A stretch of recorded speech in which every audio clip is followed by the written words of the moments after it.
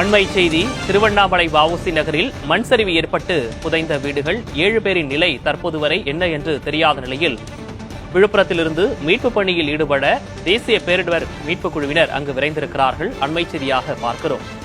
பாறைகளை அகற்றினால் மண் சரிவு ஏற்படுமோ என்ற அச்சமும் நிலவுகிறது. திருவண்ணாமலை அருகே வஉசி நகரில் மண் சரிவு ஏற்பட்டு வீடுகள் புதைந்திருக்கின்றன. அந்த வீடுகளில் உள்ள 7 பேரின் நிலை தற்போது வரை என்ன என்று தெரியவில்லை. தொடர்ச்சியாக மீட்பு பணிகள் அங்கு மேற்கொள்ளப்பட்டு வருகிறது. இந்த நிலையில் தேசிய பேரிடர் மீட்பு குழுவினர் அங்கு விரைந்துள்ளதாக தகவல் வெளியாகி இருக்கிறது.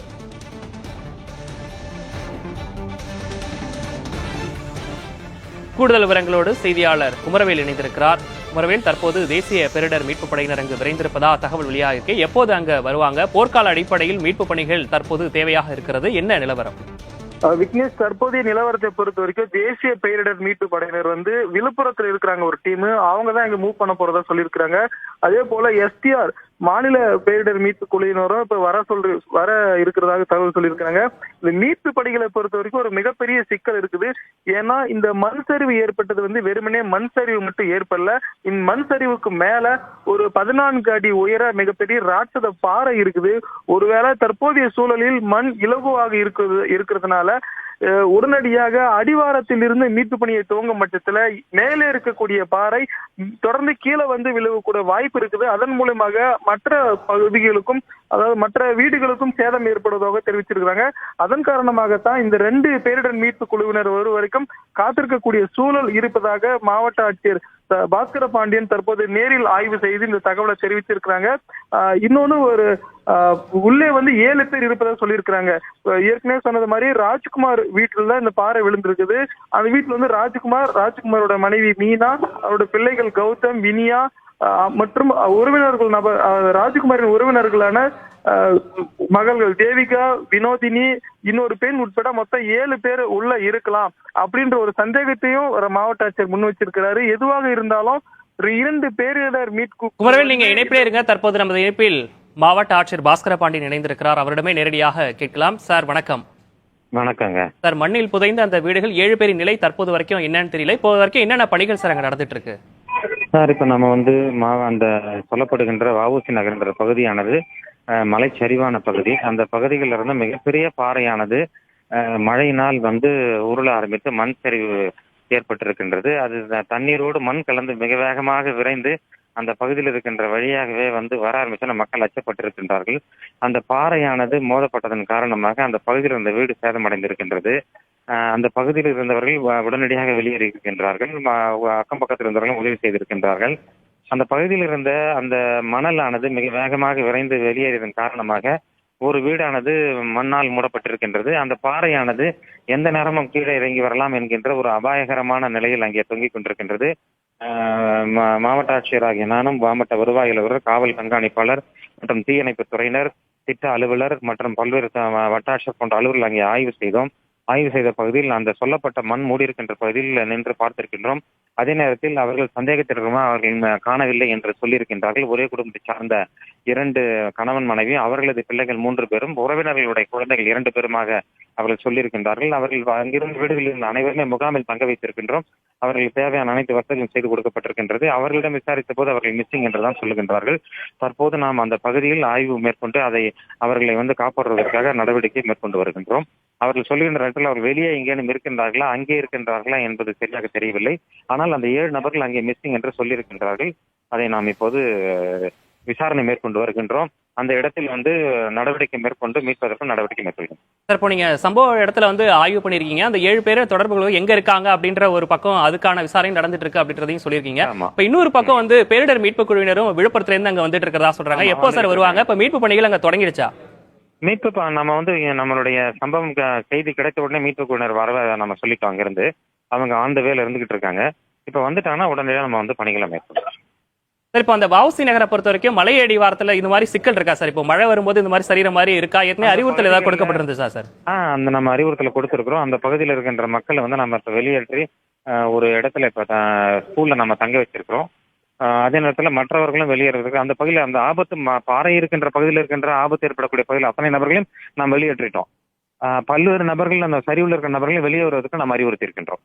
சார், இப்ப இந்த மண் சரிவு ஏற்பட்ட அந்த வீடு வந்து 3 வீடுகள் அப்படின்னு சொல்றாங்க சார். அது என்ன மாடி வீடா, என்ன மாதிரியான வீடுகளா சார் இருந்தது? அந்த வீடுகள் சரிவுகள்ல இருக்கின்ற வீடுகள். அந்த வீடுகள்ல வந்து 2 வீடுகள் சாதாரண வீடுகள் தான். அந்த வீடுகள்லாம் அந்த வீடுகள் வந்து நமக்கு வந்து அந்த பாறை மோதி மண்ணரிப்பு ஏற்பட்டு சரிந்திருக்கின்றது.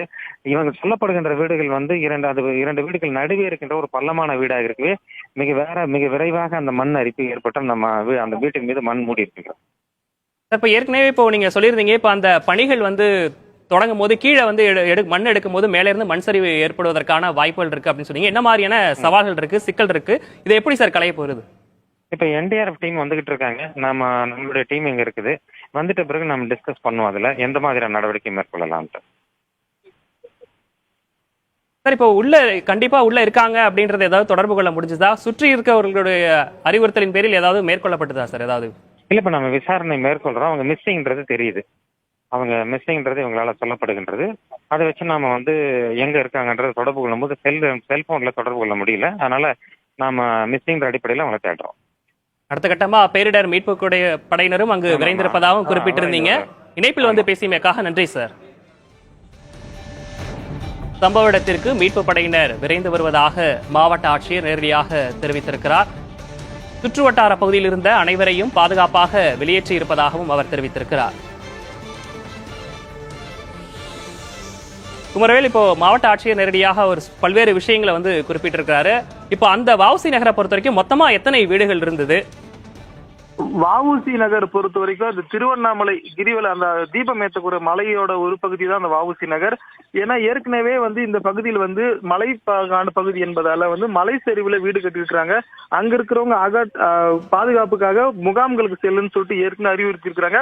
அதன் அடிப்படையில தான் அந்த ராஜ்குமார் வீட்டுக்கு பக்கத்துல இருக்கிற மற்ற வீட்டினரும் வெளியேறி இருக்கிறாங்க. ஆனால் ராஜ்குமார் வந்து வெளியில இருந்து அவங்களோட உறவினருக்கு வந்ததுனால வீட்டிலே இருந்திருக்காரு. அதே சமயம் வெளியில வந்து அதிகப்படியான கனமழை, அதே போல் வெள்ளம் இருந்ததால வீட்டுக்குள்ளே இருந்ததாக சொல்லியிருக்கிறாங்க. இன்னொன்னு, அதிகாரிகள் நம்ம கிட்ட பகிர்ந்துக்கிட்ட தகவல் என்னன்னா, இந்த ராஜ்குமாரோட குடும்பத்தினர் 7 பேர் உள்ள சிக்கிருக்கிறாங்க அப்படின்றது நம்ம ஒரு கணிப்புக்கு வருது. எப்படின்னா, இவரோட செல்போனுக்கு கடந்த 1 மணி நேரமா தொடர்பு கொண்டிருக்கிறாங்க. 1 மணி நேரமா ரிங் ஆன செல்போனு இப்போ வந்து சுவிட்ச் ஆஃப் ஆயிருக்குது.